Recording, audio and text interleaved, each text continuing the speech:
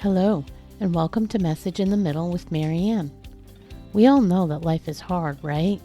It's messy, it's unpredictable, but it can be wonderful all at the same time. My hope is that we can take a deep dive into self-development topics and explore life's lessons through book clubs, conversations, and interviews. And together, we can uncover the lessons that others have already learned to help us navigate this crazy, wonderful ride called life.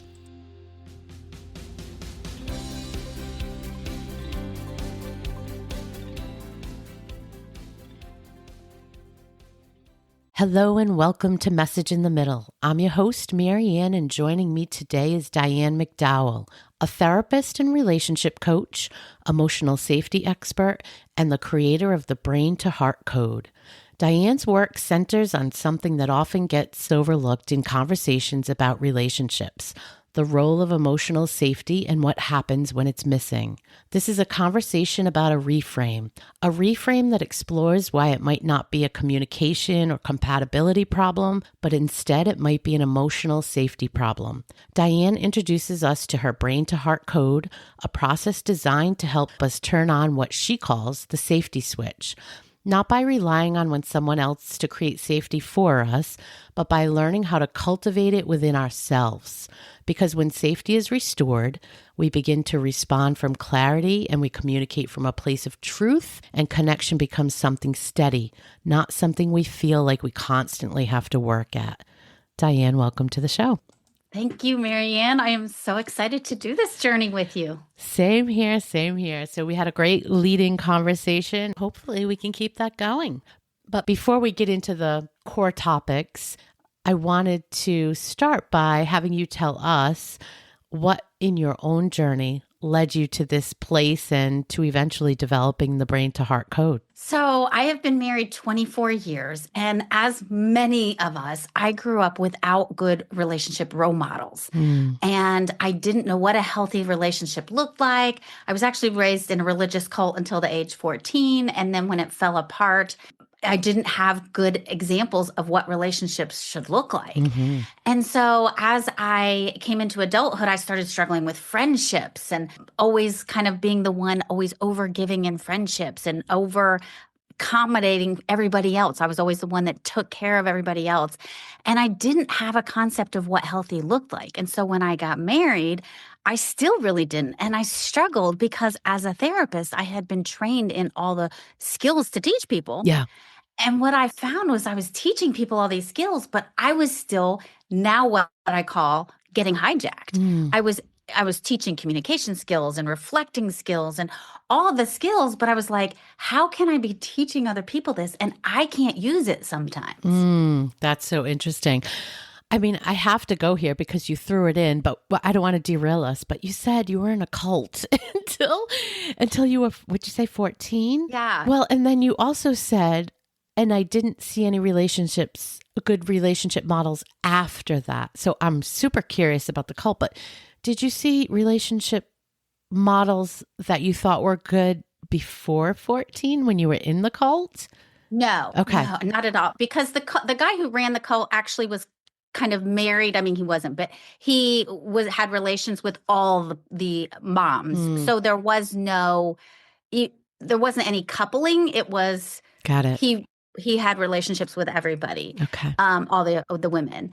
So, and then even after we left, I didn't have role models in my life. As I started to make friends, I didn't see friends that had healthy relationships and their parents and stuff. So I just didn't have a concept of what a healthy relationship looked like. And many of us experienced that. I completely agree. But did you realize that then? Because something just clicked for me when you said that. Like I was thinking back and I'm like, I don't think I did either, really, now that you say it. Like I never really thought about it, to be honest. And now I started thinking my brain was scanning like all the people when I was growing up. And I'm like, I probably didn't have much either. Did you realize it though? At the time, I don't know that I did. It started more with friendships, realizing I had no idea how to have a healthy friendship where it was a give and take instead of me always giving. And what I found with friendships is I was always chasing friends. I was always trying to convince them that I was worthy of being their friend. And so I started seeing that in friendships. Gotcha. And then I was actually the opposite in our partnerships, was where I was like fiercely independent. I don't need anything from you. And so I was the extreme where I need everything from my friends. Didn't need anything. So I didn't have any concept of what healthy relationships, period, not just partnerships, looked like. Okay, that makes total sense as the backdrop. So no real relationships of any kind that you could look to as a model, and likely that most of us could look to as a model. Okay, so we don't have the models of relationships, but let's talk about the tools. You talk about, we might have all the tools. You taught all the tools, communication tools and strategies and looking at compatibility and all the things, right? And your point is that none of these can really work when we're coming out of a, nervous system survival mode type thing. Talk to us about that. Okay. So I started to watch what was happening with me, and I was trying to understand, why is it that I know all these skills and there are times I can't use them. And not only that, I say horrible things that I would never normally say. And so what I started to watch was there is a point where now what I call the brain hijack. There is a point when our body changes and we go into survival mode.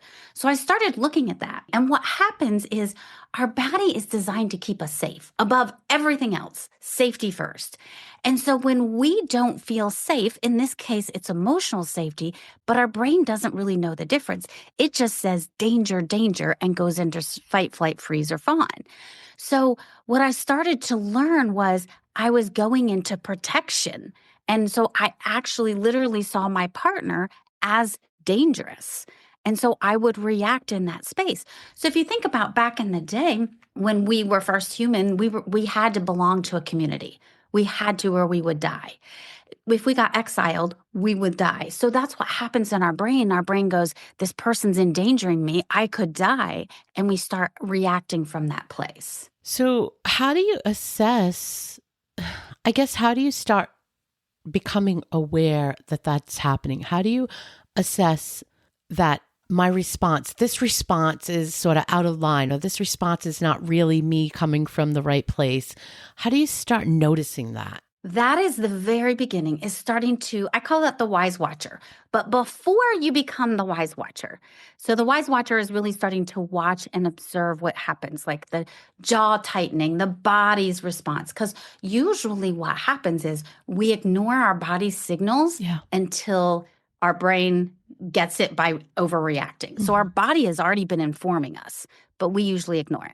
So, but the first step that I teach is owning that I am responsible for me, 100% responsible for me. And here's why. If I keep, and this is the whole safety thing, if I keep thinking I would do better if they just wouldn't, if they would change their behavior, if they wouldn't say that, then I would be okay. I call that outsourcing. I'm outsourcing my safety. So the first thing we have to do is take 100% responsibility for my part of the relationship. Then when I really own that, then I start becoming the wise watcher. But if we are focused on if they would just change, then we cannot own our own part. We become the victim. If they would be different, then I would be better. So I can relate to that when it's a relationship, whether that's husband and wife or, boyfriend, girlfriend, whatever, a partner, let's call it that. I guess my mind is trying to apply that to the friendship scenario, because you said this is applicable across the board. Yeah. And you talked about your relationships with friends. So I guess I'm struggling to see the connection. If you're just normal interacting with a friend, you're not typically feeling like tense and angry, or tense and angry is not the right word, scared, defensive. So how does that lead you to be a people pleaser, as an example? Is it just because it's embedded in you and that's what you're worried about? How does that fit? Okay, I've got two thoughts here. People pleasing is really about, if I can get you to think great about me, then I can think great about me. So really what people pleasing is, I don't see my own value. I want you to see my value so I can see my value. And so that's where it becomes dangerous with friends, is if I can please you enough and make you think great about me, then I can believe I'm great. But the problem is, every time I people please, I really chip away at my relationship with myself. Every time I am not honest, I literally break my relationship with myself a little bit. And when we are people pleasing, it is a part of survival mode. I teach you're 100% lovable, valuable, and worthy. Period. Everybody is, period. Non-negotiable. You just are because you are human. Yep. So there's nothing you can do to be more lovable, valuable, and worthy or less lovable and valuable and worthy. But when I people please, I don't believe I'm 100% lovable, valuable, and worthy. So I need you to believe it so that I can believe it. Okay. And so what's happening is we're a little bit hijacked. We're not in a full hijack, but we're a little bit hijacked when we're people pleasing because it's like, I'm not grounded in my value. I'm looking to you to give me value so that I can see my value. Gotcha. Okay. And so with people pleasing, we're a little bit on edge. One of the skills I teach is never do anything from a place of urgency. If you're coming from a place of urgency, you are not grounded and you're going to probably make decisions that don't serve you in the future. So when we're people pleasing, we're not totally grounded. We're a little bit, can't quite like hyper vigilant. We're a little bit stimulated because we're trying to go, if you love me, we're outsourcing our value. If you can love me and see my value, then I will feel good about me.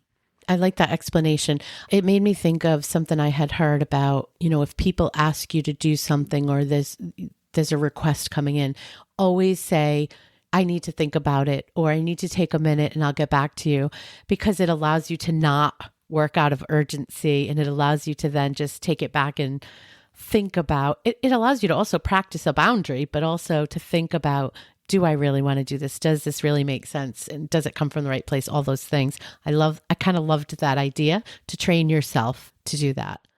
Yes.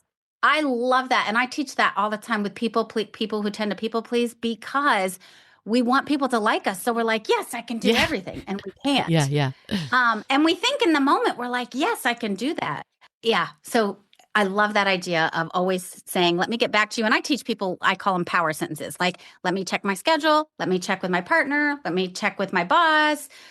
Always having a go-to sentence that says, I'll get back to you. Yeah, I love that. So what are some subtle signs? Because I think, again, we go back to awareness is always the first thing, no matter what we're talking about. But I feel like in this conversation, there's probably a lot of people that don't even realize that they're operating out of survival mode. They don't even realize that this is at the core of their response. They don't realize they're getting hijacked, any of those things. Yes.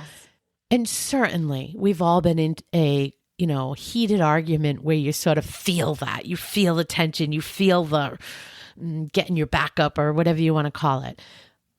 But day to day, probably not so much. So what are some of the subtle signs that I can pay attention to that would tell me? Okay. So first, it's our body. So the first thing to notice is my body tense? So what I teach people to start looking for is simple questions. Do I feel open or closed? Do I feel heavy or light? Do I feel warm or cold? And what that does is it brings us into our body to even check, because most of the time we are spinning. And this is one of the signs. If you are spinning in your head and you get kind of tunnel vision, those are signs. When we get tunnel vision, we are not able to see things clearly. And when we're looping in our head, we're not going to see things clearly. So we need to get into our body and check in. Do I feel heavy? Do I feel like tension certain places? When we get into our body is giving us information. So the way I teach it is our brain gives us sentences. Yeah. Our body gives us sensations. The sensations we label feelings. So the sensations are in our body. When we go to our head, we label them as feelings. But we've got to get into our body to know what it's telling us. So the person that's listening and they're rolling their eyes at us and they say, what is she talking about? Getting into my body? Like I am my body. I sit in my body every day. What does she mean? Like really break that down for somebody that's never heard anything. How do I get into my body? How do I feel these things? And that is such a great question. And I'll tell you what, so it goes, one of the things when I start working with clients, they'll ask, what's your relationship with yourself like? And so many of my clients will say, I don't really know what you mean by that. 100%. So we have to talk about what is a relationship with yourself. And that's what we're talking about here is building a relationship with yourself where you trust your body, you lean on your body, you turn to your body. And what that means is you check in and you can do a quick scan. What do I feel where? Do I feel hot? Do I feel cold? Do I feel open? Like literally when our body feels threatened, it wants to close. And so noticing, do I have this urge to close or puff up and make myself excessively big? So it's really checking in and saying, what are the signals my body is telling me and what do they mean? Not just what is it telling me, but like, what are the signals? If I'm tension, so when we get hijacked, usually we get tension in our jaw or our face, our shoulders, a lot of times our arms and hands, and our body just starts to tense up, the whole body. So if you scan your body and you're like, wow, I'm tense, your body's telling you something. So asking yourself, like, what is it telling me right now? And I would say for somebody that's never scanned their body, it's something they can practice with just a piece of paper, a little journal, whatever, notepad, sticky notepad. Just really start practicing once in a while, whenever you get a minute, just sort of feel what's going on. Like just try to get in touch with what you said. Where do I have any tension? What feels tight?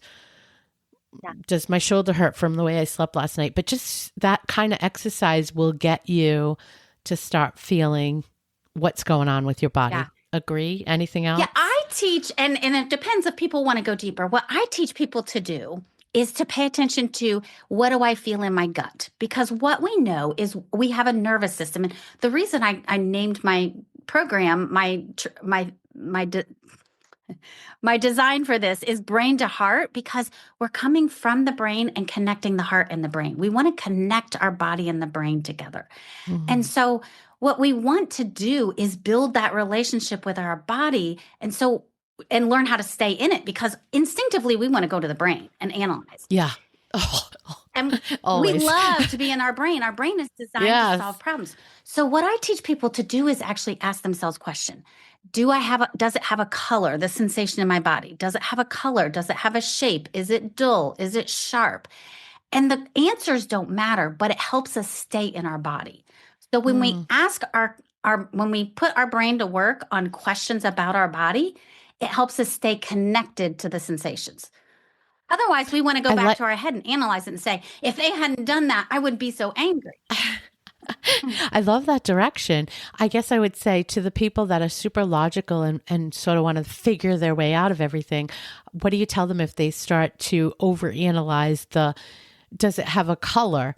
I could see some people, I might slightly raise my hand going, well, I don't know. I guess it could be kind of red, but maybe it's pink. I don't know. You know what I mean? Like, how do you not overanalyze that? Because these are sort of, I'm going to use the word weird questions that we've probably never asked ourselves. Yes. And so what I ask people to do is answer it quickly and go right back to your body. Bingo. Because what we want to do is we want to analyze and go, but it could be tar. Well, no, it's lava. No, you give it an answer, go back to your body. Love it. So you're going to your brain for just a quick second, and then we're learning how to teach ourselves to go back to the body. Okay. I love it. That makes sense so much. All right. So let's roll into the brain hijack, because you've talked about it a couple of times. You've brought it up. Let's talk about what exactly is that? What does it look like? So a lot of times people will not recognize it, partly because when we get into it, we can't see clearly. Partly because we don't have that relationship with our body. So the first thing, again, is making a commitment. I am 100% responsible for my reaction. And that means I need to start checking in with myself, become the wise watcher, noticing our thoughts. So what happens is we can't see our thoughts clearly. So if you think about a piece of paper on your nose, can you read it? Not well, maybe a word here or there, but yeah. And that's because we're too close. So we have to create distance between the thoughts we're having and ourselves. So how you do that is put I'm noticing in front of the thought. I'm noticing I'm angry. I'm noticing I'm disappointed. And when we put the note I'm noticing in there, it gives some space. Otherwise, I am angry. versus I'm noticing I'm angry. Okay. I want the listeners to kind of start to feel the difference. I'm noticing I'm angry versus I am angry. It's subtle. I'm thinking about it and it's subtle. Yeah. But it takes you out of being the thing. Yes. Yes. It gives you space so that you can start to look at it. Mm. Do I want to be angry? Maybe I do. Then be angry. But you get to choose that. It is not owning you. What I teach is you lead your emotions. Don't let your emotions lead you. Oh, I like that. But to do that, you have to become aware of them. You have to be able to go, oh, I'm noticing I'm angry. And so is that noticing, adding the noticing in, is that what you consider the safety switch? That is not the safety switch. So the safety switch is a little bit more. That is the beginning of the safety switch. Okay. The safety switch, and if you think of a light, you turn a light switch on and off. And I use the dimmer switch too. Okay. Because if you think about, for you to turn on your safety switch, you have to build your relationship with yourself. And you have to trust that you know how you're going to show up in things. So the first step is starting to become aware of what you're seeing, becoming the wise watcher. What I suggest people do, and we'll get to the safety switch in a second because it leads up to it. What I suggest people really start doing is starting to notice their thought, and you can group them together. I'm noticing I'm having frustrated thoughts. I'm noticing I'm having angry thoughts. You can group them together, but starting to become aware of what you're thinking. Because our thoughts create the sensations in our body, how we feel. And ultimately, they give us our results. Mm-hmm. So part of turning on your safety switch is coming back to yourself. It's I call it the returned you. So for me to be able to turn on my own safety switch and not outsource it to a boss, a friend, a partner, to anybody else, I have to have that relationship with myself where I can say, okay, and use the visual of I'm turning on my safety switch. I know who I am and how I'm going to show up. I trust that I'm going to be the type of person that I'm proud of. I walk away from every conversation proud of how I handled myself. Mm. And when you're turning on the safety switch, you're intentionally connecting to your relationship with yourself so that you know you will show up in a way you're proud, that you know you can keep yourself emotionally grounded and safe. And if you get hijacked, you can quickly calm down from it. So that totally makes sense to me. I guess I'm thinking about, we've all felt it ourselves or heard people say, this person makes me feel safe. I love this person, or I'm in this relationship. I feel so safe when I'm with them. So for the person that says those things or feels that way, are you saying you should never feel that way at all because you should always feel safe coming into it? Okay. The number one, and here's why I say that. Okay, so we've been talking a lot about the nervous system, and here's what we know. You and I having this conversation, our brain that is having this conversation processes about 50 bits per second. Okay. Our nervous system processes that 11 million bits per second. Okay. Our nervous system is way ahead. So when we meet someone, we're like you and I, we sat down and had this conversation this morning, and I was like, I click with you. It was easy. Yeah. Our nervous system has already gauged, and here's what happens. Our nervous system is picking up on signals that our brain isn't, like our logical brain that what we're using to talk with isn't. So we will meet people and instantly be like, I connect with this person. And here's why. Their visuals and what they're saying connect with their nervous system is putting out. Mm. And so they're aligned, they're congruent. And so when you're turning on your safety switch, that's what you're doing. You're creating congruence from what you say and what your nervous system is putting out. Okay. So that's good, because that means we don't have to feel like we shouldn't be saying that or shouldn't be feeling like that. It's okay. It's in addition to, we've created safety within ourselves, but we also can attract and recognize other people that would feel that same way with us. Totally. Yes? 100%. Okay. I want to give a red flag though, is if we have an unhealthy history in our past, we can often be attracted to people who are familiar, who aren't healthy. Yes. So we do need to keep an eye out because a lot of times people will be like, I met this new person and I just think they're so great. I just feel like I've known them forever. Yeah. And that can be a red flag because it's a familiar past of some kind of unstable relationship. And it's like, this feels the same. So our brain loves to congruence. Our brain loves patterns it knows. yes. So you just want to be careful that it's not repeating a negative history pattern. That's a really good point. The person that grew up with the alcoholic might be attracted to the alcoholic because that chaos feels normal. Got it. Yeah. Yeah, whatever normal is, but you know what I mean? Yes. So you want to check and make sure this is a congruence that feels really safe, not just familiar. Familiar is the key. Yes. This isn't a pattern I'm picking up from before. Yes. Okay.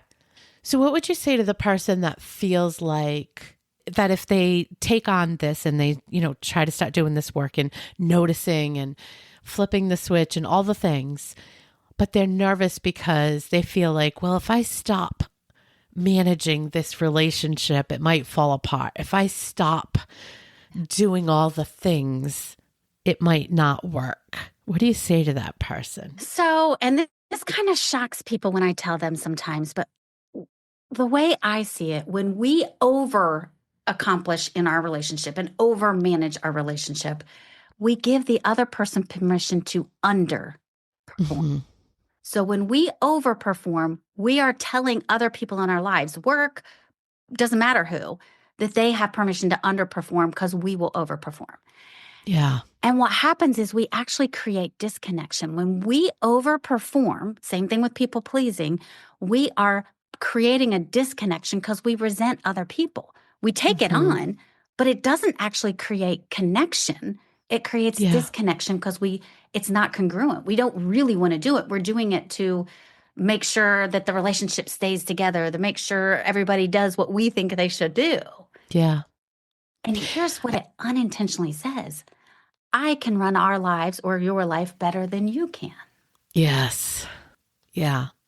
I think an element that I've come to know and learn is that you also take away their opportunity to grow, their opportunity to step up into things that need to be taken care of, their opportunity to show up and take care of you when you need help, that kind of thing.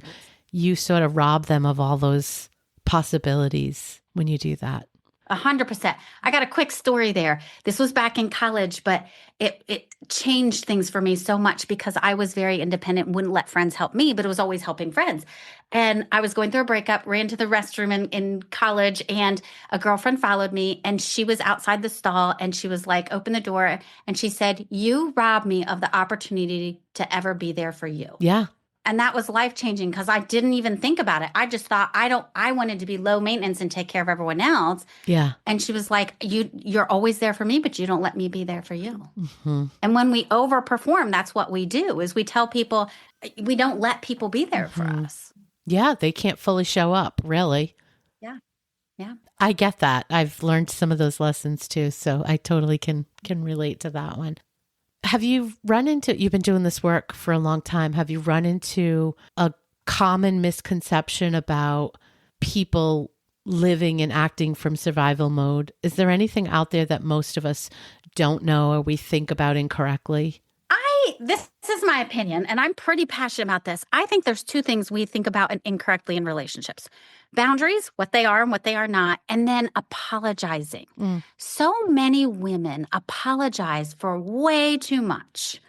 And I learned this in my relationship. But let's go to boundaries first. What I teach about boundaries, and I'm pretty passionate about, is boundaries are what I will do. I have had so many people say, so-and-so in my life doesn't respect my boundaries. They don't have to. We do. It is our job to respect them. So a boundary is, if you yell at me, I will end the conversation. If you call me outside my name, I will hang up the phone. I will leave. I will. And I've had clients where it's like, if you eat off my plate, I'll move to the other side of the table. If you borrow my car and leave trash in it, then I won't lend you my car. If you come home after 10 p.m. and you wake me up, then I will sleep in the other room. Not to punish you. We are not trying to punish the person, but we are setting a boundary that says, I can't get a good night's sleep when you wake me up after 10, so I'm going to sleep in the other room to get a good night's sleep. It's to care for ourselves. So I think a lot of times people set boundaries. They think they're boundaries, but they're control. You can't do that. You can't talk to me like that. You can't behave that way. But they can. Yeah. Yeah. That makes sense. So, and then what happens is we start feeling powerless because we're like, you can't talk to me like that. And then they do again. And we're like angry. Yeah. And so we start acting crazy because we're trying to control their behavior and we can't control it. So to me, a boundary is not ever about telling somebody what they can do. What I teach is first make a request. And then after that, set the boundary. And then keep it. Yeah. And it's our job to keep it. Don't set a boundary if you can't keep it, because then you're going to break your relationship with yourself. Yeah, that makes total sense. And then the other thing is apologizing. My take on apologizing is the only time we should apologize is when we don't live up to the person we want to be. When I say something that is not in line with the values I have, with who I want to, even as a parent, I've had to apologize to my kids so many times because I will say things in the heat of the moment when I'm hijacked that aren't the parent I want to be. And so I need to apologize for that. But apologizing for things that aren't ours is owning stuff that isn't ours to own. And often it's actually breaking our relationship with ourselves because we're apologizing, but we really don't necessarily mean it. We're saying it to keep the peace. That makes sense. Interesting, though, that you said you sometimes say something to your children when you're hijacked. I love that, actually, because in real life, even though you know all the things, it can still happen. And I think that's so important for our listener to hear, because we sometimes think we're going to improve, and we do, and we learn these things and we practice these things. But, we've all been doing things a certain way for, I always say 100 years, but however old you are. And so it's going to happen. You're not going to be perfect. You're not going to flip a switch and never have it flip back. Yes. So I love that you said that, because that's real life. Yeah. And what I want to suggest is know you're going to get hijacked. The goal is just to get out of it quicker and quicker. I've been doing this for so many years and I still get hijacked, but I can recognize it very quickly and go and calm down and come back. And the other thing is, when I learned about, when I started understanding my brain hijack, I didn't do the timeouts right. I didn't take a break right. I would be like, I'm just not talking. And that created abandonment with the other person. When we shut down and we're just like, I'm not going to talk to you, because this is what I did. I said, I'm not talking because I'm going to say something really mean right now, which I was trying to take care of myself and make sure I showed up in a way I was proud. But what happened is he was like, you just can't do that. He just felt very abandoned. Yeah. So I had to be careful to be like, hey, we're okay, but I have to stop talking right now to take care of myself, because I'm going to say something really mean if I don't. I love that advice, because I do think a lot of us walk away, whether we walk out of the house, walk out of the room, whatever, but you totally just shut it off, just because, to your point, most of the time it's because you don't want to say something. Either you don't want to say something that you'll regret, or you're so emotional about the situation and you just don't feel like you can get out your thoughts. But either way, I think always saying, hey, I just need a minute, or I need to take a break, whatever it is, say something to acknowledge why you're walking away. Yeah. And the other thing is, if you can, give them a little touch. Some people are like, and sometimes I'm not in a place where I can do that. I'm like, I'm so mad. Yeah. And a lot of times I'll go driving. In the past, I don't really need to anymore, but in the past I would go driving. And so that would leave the other person feeling abandoned if I didn't reassure him and say, hey, we're going to be okay, but I'm going to go driving for a bit. I'll be back. That makes sense to me. Tell me, so somebody that's listening and they recognize this as a pattern for them and they want to start working on this. They're not going to work with you for whatever reason. They can't afford to go get therapy or to work with a coach. What should they start with? The simplest step to sort of start getting in touch with those things. Okay. So we've talked about being the wise watcher and learning to watch. The other thing is, I think I have a handful of tools I think that are most powerful tools. And one of them is listing out facts and drama. Our brain loves to add meaning. So if it is not provable, it is not a fact. So everything in our brain is a fact or it's drama. And when you can list out the facts, everything else is drama, and you can let it go. So your brain will say things like, that means they don't love me. That means they don't care. That means my boss is angry at me. And we add all this meaning when we can list and actually say, my boss said ... That's the fact. Everything else is stuff we've added to Mm-hmm. it. So I think that that is one of the most powerful things we can do is start cleaning out our brain and listing facts so we can say, this is what I know. The rest is just stuff my brain is keeping busy with. I so love that one. I forgot about that one. Somebody had once said to me to operate from a, could you defend it in a court? If you were in court, could you defend that thought? And most of the time the answer is no. So I just love that because it does sort out fact from fiction. Love that. Yeah. So I would say if you're just starting to start this process, first own that I am 100% responsible for my own emotional safety. I am not going to outsource it to anybody else, not my family, not my friends, not my bosses, not my coworkers, not my partner. I am responsible for it. And so this weekend, I actually had a situation with one of my kids. My daughter was trying to say, it's your fault I got my phone taken away. And I was like, and I said, it's kind of like when something comes in the mail and it's not for you and you put return to sender on it and you send it back. I said, I'm doing that to you, Lena. I'm my daughter. I was like, I'm sending it back to you because it's not mine to own. And learning how to be able to say, here's what's mine and here's what's not. People who overachieve tend to take on other people's stuff a lot. And being able to say, I'm going to return to sender all the stuff that's not mine. I just love that statement. I think we should all just hold on to that return to sender because even beyond this conversation about this topic, you can use it for so many things. We hold on to so many feelings for things that we don't, there's that saying of other people's opinions are none of my business. I mean, just an example, but there's so many things that we hold on to that we should just return to the sender or return to the other person because it's not ours to own. I love that. I love that. Yeah. That's a good one to just sort of file away. Yeah. The other thing I would say that's really powerful is I use the analogy of if we have brain juice. So you have so much brain juice you can use in a day, brain power.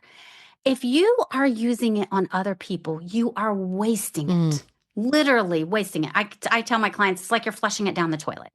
So you really want to, anytime you notice you're putting brain juice on what other people are doing, take it back to you because that's the only thing you have control over.